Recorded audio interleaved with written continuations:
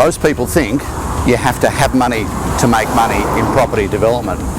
This project is going to demonstrate that you don't.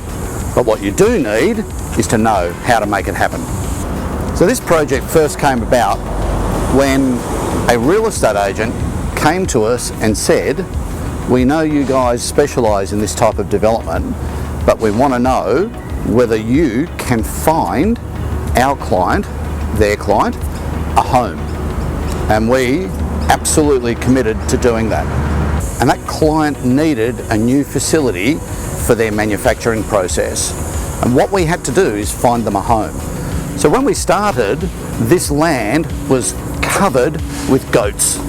Goats roamed free. We moved 6 metres of a hill from over there to here.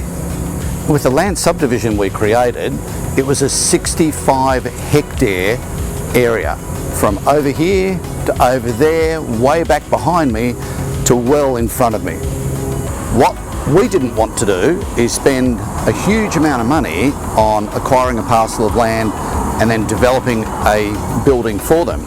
So we used our property development knowledge and techniques to find a parcel of land, develop that land for that landowner, and then sell a parcel of land to our client and then develop a building for that client. We never bought or paid for that land, and we never had to fund the development of the building out of our pocket. It was all done with other people's money. When you do these types of property development deals, one of the things is, instead of putting your money in, you have to put your time. It took us 3 years to find this parcel of land and do the deal with the landowner. We had the client ready to go. We knew the building that we wanted to put on his land. The landowner was great. They wanted to go ahead, and we did the deal for them. When we started this project, one of our major risks was subsidence. When we moved the hill from behind me to over here, the 6 metres of fill that we had, there was concern that over time that land would sink, and that would mean that this production facility over here could be detrimentally affected. And because of that issue, we did substantial investigations into the type of soils that we had here to make sure that when we did move that hill, that we put it in place and compacted it very well to minimise the potential for subsidence.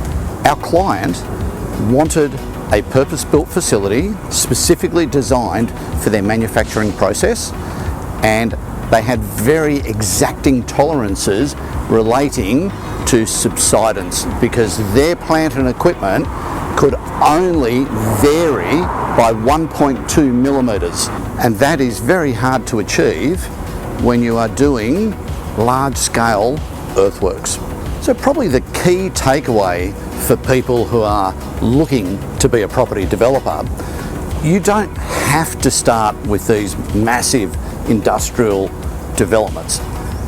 The whole idea of what we do as property developers is to find a deal, bring people together and transact.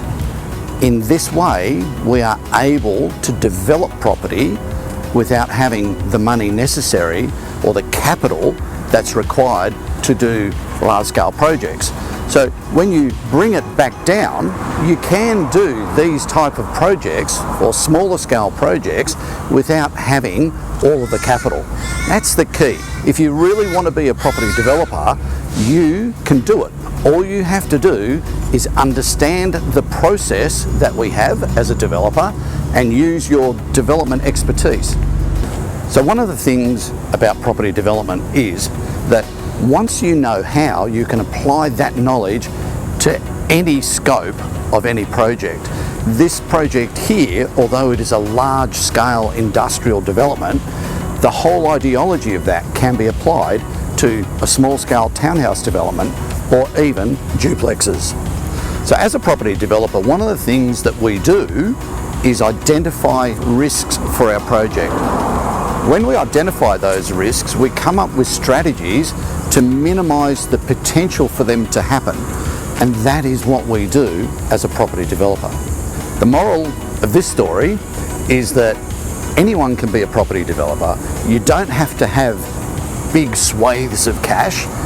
All you need to do is learn how to be a property developer.